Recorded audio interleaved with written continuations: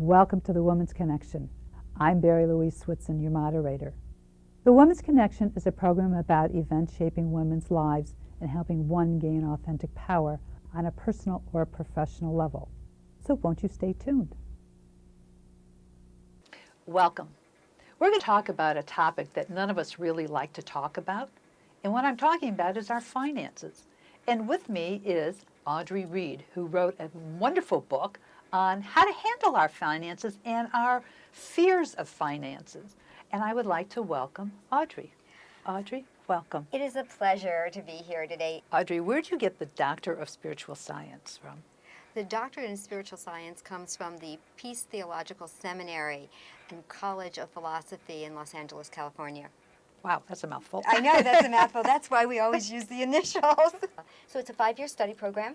Oh. So it's not like, oh, sign your name, send your check, here you go, you're a doctor, out of here. Where we really look at ourselves, first of all, for the first 2 years, and begin to see what it is inside of us that is the glitch, is what sends us, what's the button that gets pushed inside of us. And then we take that out and we begin to look at it through the lenses out in the world so that we can see the phenomena. So if I say that my thesis was celebrating the spirit of abundance, living a loving life. Oh, I like that. And yes, so inside of that, I took a look at what does it take to stand in that place most of the time. You know, I'm not saying that I can stand there all of the time, and look through the lenses of abundance out into the world. And then we get to see, by having other people do the same type of study work and a 99-day program with me, if they can begin to emulate and have those same kind of quote-unquote miraculous miracles begin to happen in their lives as well. And what we discovered was that with faith and prayer and focus and intention and gratitude, people moved along that path at warp speed. Oh, wow. Yeah, so that's where the Doctor of Spiritual Science comes from. Is that what led you to write your book, Money Toolbox for Women? It is. That's one of the things that led me to write the book. The other was my daughter. Oh. My daughter is now, so that people don't go, oh yeah, she's got a 14-year-old daughter who knows more about money than I do. No, my daughter is now 35 years old. Wow. So we've been working on this for a while with her. And she came from a place where Mom was the ATM machine. And I will tell you that she knew exactly the right buttons to push to get the big bills to come out of the ATM. You know? And I'm sure that parents have that issue all of the time. So I said, how do I, out of what I know, change these behaviors? Because I taught them to her. So how did you? Well, we began to work the process together, and the process that you see in Money Toolbox for Women is the process that we worked. First of all, she got to discover what the holes in her bucket were. What exactly is that? The holes in your bucket is where the money leaks out all of the time. And the way she did that was she began to track every day Wow. where she spent her money and how much money she walked out with the door in the morning and how much she had at the end of the day. And when she was beginning the process, she'd go, oh, I walked out of here with $50 and I came back with 20 and I can only account for 10. Okay, so what happened to the other 10? So what happened to the other 20, actually? It was like okay. that. And so she said, I don't know. But as her tracking got better, and as she started to look, she saw the little things that nibbled away at her money each and every day and began to ask questions like, do I want it? Do I need it? Do I have to have it? Do I get value for value? Good point. Yeah, and the value for value, Barry, was really the place where people we saw began to look. It was like, how many hours do I have to work for this? That's a good way to equate it.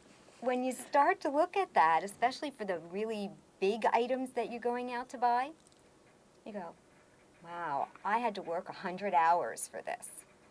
So you take a step back and you go, do I really need it? Do I really want it? Do I really have to have it? In a really different way. And she's begun, she now has begun to do that in a way that really has her being out of debt, and she wasn't out of debt before, and that's what was so shocking to me as her mother, successful. So she lived in the world of success, Right. Successful mothers, successful fathers, successful stepfathers, successful brothers, successful sisters, and she's going, and I'm in debt.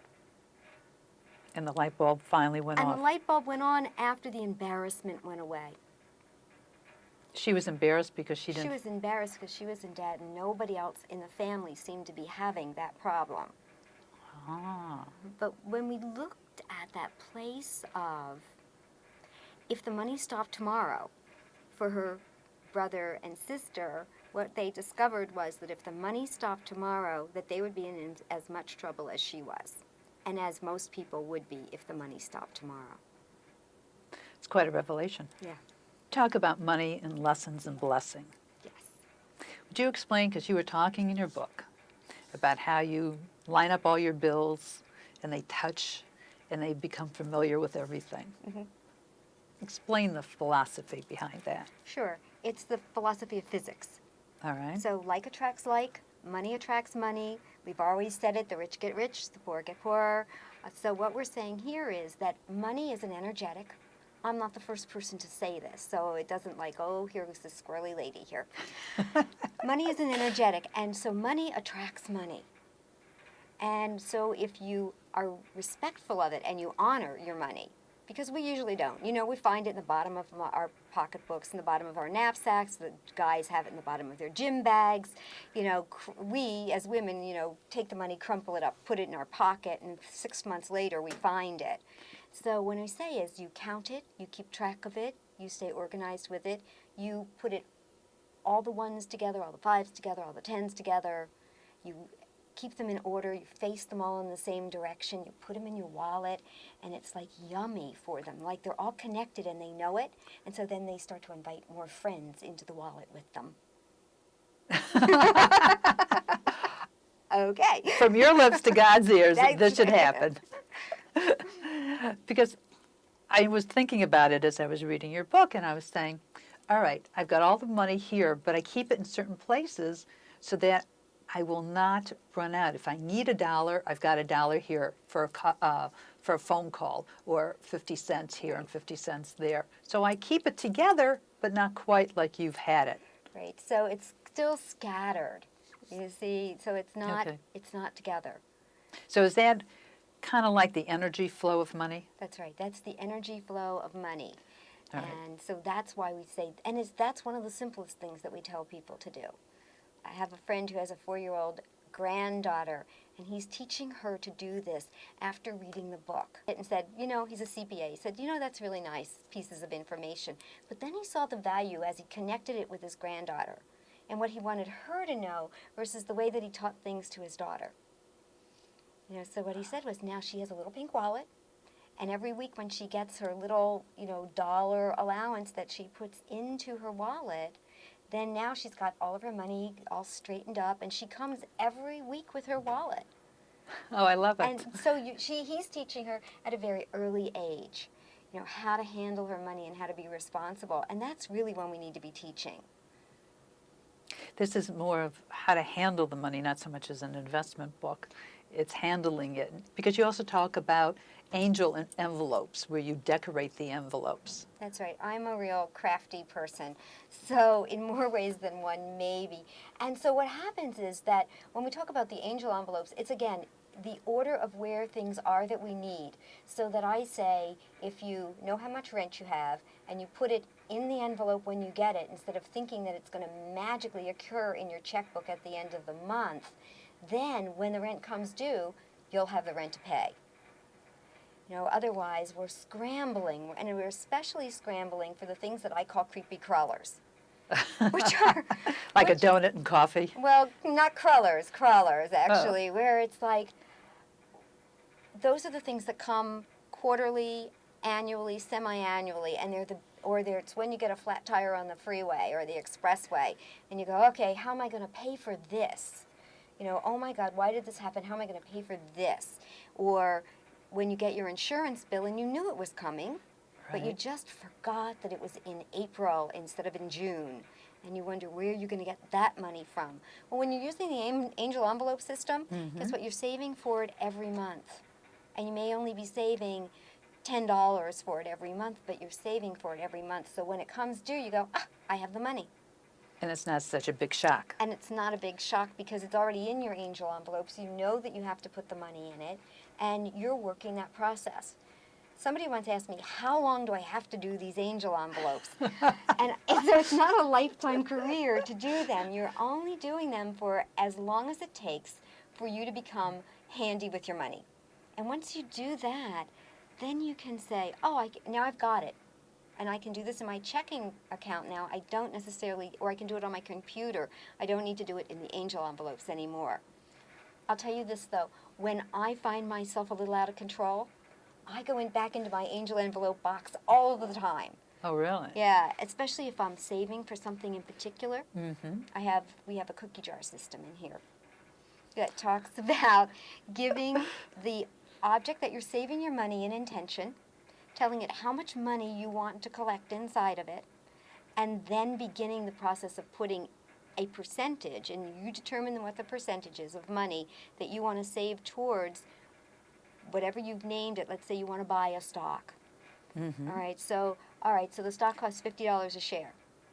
Okay, so I want to save my first $50 and buy my first stock. Well, let me say I want to buy 10 shares of it the first time. So I need $500. So inside of my cookie jar, I'm going to save for $500. Well, what we've discovered is that as you put a percentage in and you begin that the money starts to just flow inside of it.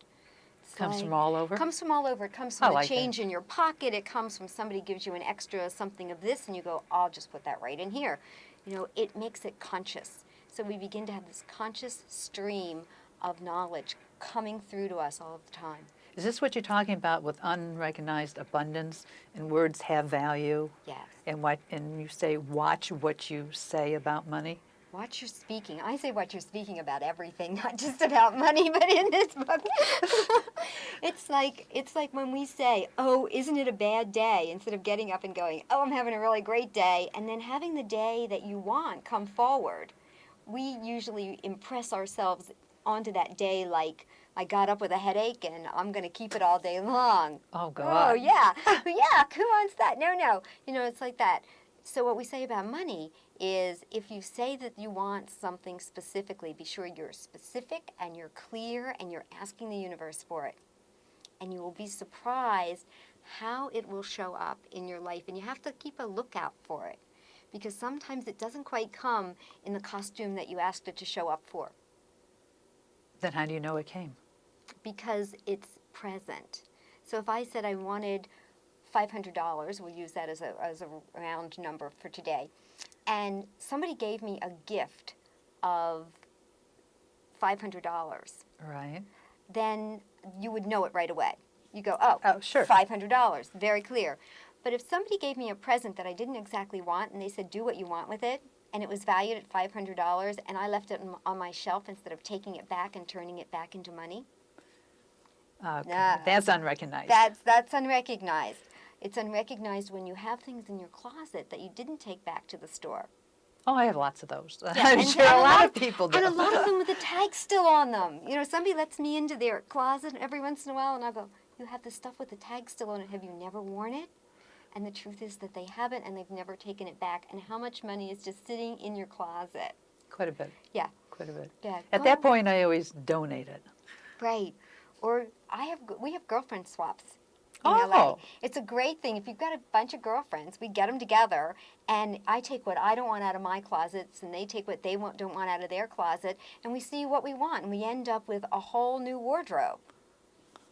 Wow. And a lot of times it still has the tags on it, you know. That's a great way. Yeah, That is exactly. a great. You also talk about a talking stick. What is Yes. that? Well, in the Native American tradition, and my daughter and I have studied it for about 20 years now, there is part of their ceremonies is a talking stick. So they take an object and they say, this is the talking stick, and as long as you're holding it, it is your turn to talk. Okay. So in the circle of loving, which is the tool for couples, originally, and now we see how it works with kids, and we see how it works in businesses as well. We actually take the talking stick into businesses when we're having business meetings. You know, the kind when everybody wants to talk at the same time and nobody's going to get anything done. And nobody listens to anybody And nobody else. listens because they're already thinking about what they need to say. Well, this is a time when you're actually listening with such intensity to the person that's holding on to the talking stick. And they can stop at any time and say, do you understand exactly what I'm saying, or do I need to clarify it for you? And so if you need clarification, you say, I need more information. And then they get to talk for a little while longer until you're clear, and then you pass the stick. So as a couples talk, it's like if we were a couple, I would talk first for a set amount of time, and we always bring an egg timer in the first couple of times we do this, and then I would pass it to you. So if I got to talk for 5 minutes, I would pass it to you and you would talk for 5 minutes. And then you'd pass it back to me and I'd talk for 5 minutes. And we do that for the allotted amount of time, usually someplace between 45 minutes and an hour. Wow. Because it's a conversation. See, people don't talk that long unless they're arguing. And then they follow each other from room to room. You know? And they bring up the drudges of the world. And they bring up the drudges, and that's some of the things that we say about being in the circle of loving, is that there's no historical retribution. There's no blaming, and there's no shaming, and there's no name-calling, and no one leaves. That's great. Yeah, so, you know, when you like to walk out to the garden for, you know, the next 3 hours because you don't want to be involved in the conversation anymore, there's no leaving. There could be little timeouts where you do some deep breathing together, or you hold hands and you touch and you reconnect. This is quite powerful. It's a very powerful process. And so someone said, how did you get it on 10 little pages in a book? We worked at it so that people would read it and they would do it together, and they would see the difference that it made in their lives. Because that's all that the Money Toolbox for Women is about. It's really about the difference that this book can make in people's lives. Well, it's fascinating because I love the abundance word. And we don't walk around with the glasses of abundance on enough. That's true. You know. We're going through some interesting times because the baby boomers have got to take care of their parents and they have to take care of their children. Right. So consequently, there's 3 generations trying to vie for the same dollar. But yet, the person who's caught in this is the baby boomer and hasn't really been taught how to manage or spend money. I mean, spending is spending, but not how to manage it, to spend it. But yet they still have to teach their children how to handle finances. What words of advice would you give to them? Start early.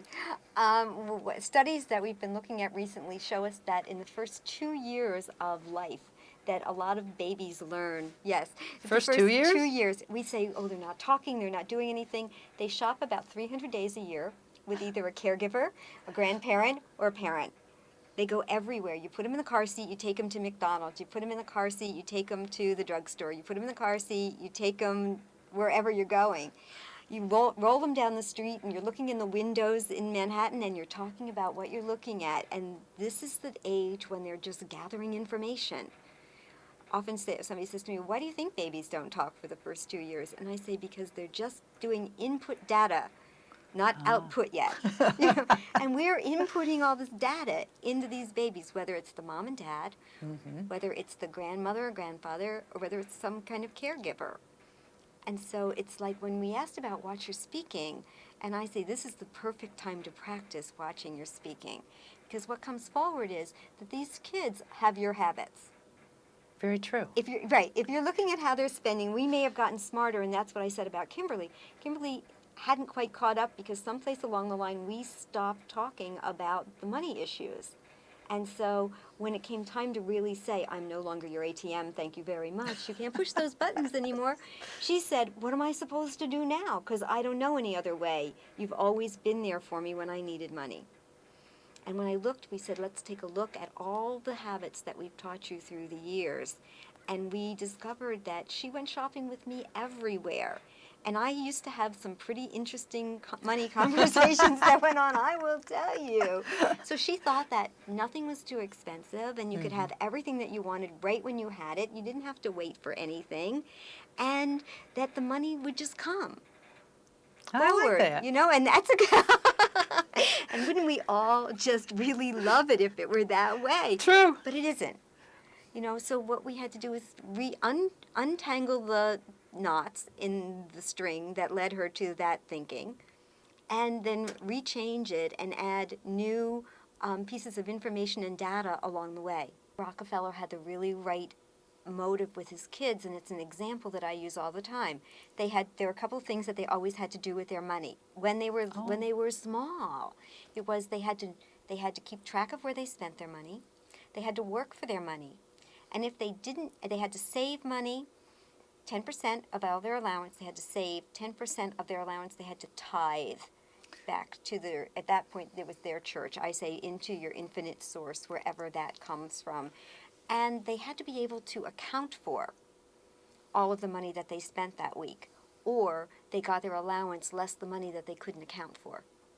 Whoa. Yes. That's quite a lesson. Yeah, and if you didn't want to tell your parents where you spent the money, guess what? You didn't get it. You didn't get it. So it was like one of those great lessons for everybody.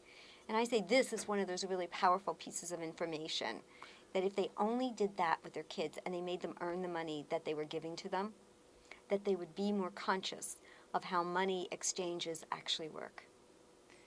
More and more women are becoming CEOs of big corporations. They're finally breaking through. But yet when it comes to running their own finances, they're running into difficulties. What is causing this? There are a couple of things. First of all, there is that model that this will never end. So that a lot of times we're spending just as much as we're earning, even if we're earning six figures several times over. And so the average person says, wow, if I made $100,000 a year, I would be a really happy person. What are they doing?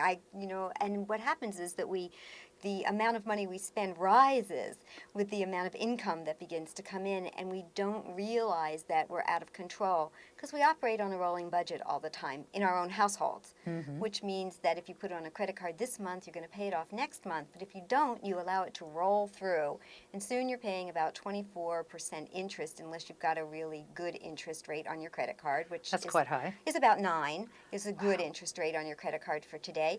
On the money that you didn't pay for what you bought last month. So it's kind of like buying a Wimpy burger, if you remember Popeye and Wimpy. I'll give you a quarter tomorrow for the hamburger that I bought today. Wow. Yeah. And so what happens is that's one of the models that occurs, is that we just don't think about the money rolling through. I can afford to buy the house, I have a big salary, I can afford to buy things on credit cards, I have a big salary, and then something happens. The jobs lost, salaries get cut, budgets get cut, and then women find themselves out there going, what have I done? How have I put myself in so much jeopardy when I was making so much money? I have a client that's and I'll say this because I have permission, $300,000 a year chiropractor, who found that she was spending almost $325,000 a year because she thought she could. And she was 52 years old and she hadn't saved anything because she thought it would never end. And what happened? And what we've done is we've got her to a place where she's completely debt-free. She now has a SEP fund in her business. Wow. She's making very conservative investments in the stock market. She's making investments in real estate, and she's making other investments in partnership around her business so she can have some free time off as well and not be working all of the time. So in about a year, we've actually turned her boat around. Because I know a lot of women are going into bankruptcy. I don't know if it's more women than men because of this, but I know quite a few personal friends who've done it. Part of it is if they find themselves alone and in a divorce situation, women will find themselves that they're responsible for the amount of money that they've accumulated together in a relationship. Sometimes they're responsible for the bills that their husband has created as well. Nice going. Nice going. And we do this in certain states. There are different laws, and we're not familiar with the laws. So what happens is that we think that they're fully responsible, and they're not. Oh, really? Yeah, I know in the state of California that if you're a joint signer on a credit card, you're responsible for that credit card payment if your husband isn't making it. Yes. Oh, nice. And if you're on a car and you don't even have the car, it doesn't matter, and it still has payments due on it, you're still responsible for the payments getting made. Whoa. or it affects your credit. You know, so you may have great credit, but it will affect your credit if he's not paying for it like he should be. It seems like times have changed because it used to be a time when women couldn't get credit. And so Right. they needed to apply for credit Right. to become not so much financially savvy, but to develop credit in their own name, even though their husband was paying for everything. We don't understand that this whole game for women is really new. Our property got passed until the 1920s from father to husband. It like bypassed us. We couldn't get credit without our husband until late in the 1950s. And even then, it was a really difficult thing to do. You know, so we just don't understand how far we've come, where we fill out the application and say, I want a credit card, and 10 days later, it shows up. We walk into the car dealership, and the car dealership doesn't say, where's your husband? Does he know you're buying this? Not anymore. Not anymore, but they used to. I remember those days. Yeah. So it wasn't so long ago. So we've come so far, and yet we've been expected to catch up with everything that men knew, or With no training. with no training, because it's not a fundamental training in elementary school or even in high school. And so we send our kids off to college with no formal training about everyday finances. Everyday money matters, actually, is probably a better way of saying it. And it's what eats away, it kind of nibbles away at the foundation of our financial structure in our country. So if we want to do something for our country, which may not be the best example in a lot of instances of how to, I'm sorry, you know, it's like this, Barry, we're in debt. You know, the country's in debt. And somebody says to me, oh, nice, when we weren't a couple of years ago. And what were we doing different then that we're not doing now? We're not saving. That we are the most undersaved country in the world. Exactly. Exactly. It's amazing. So I say save, learn, and have mentors that are really good with their money. Goes. Audrey, what would you like to leave the audience with? Live your life exactly the way that you want to, knowing that the abundances are already present, and be grateful to your infinite source for them. Audrey, thank you so much for all these wonderful tips. It's been a pleasure. I love being with you. Thanks so much. Thank you. Love you too. For joining us. I'm sure you've learned about having more abundance in your life like I have.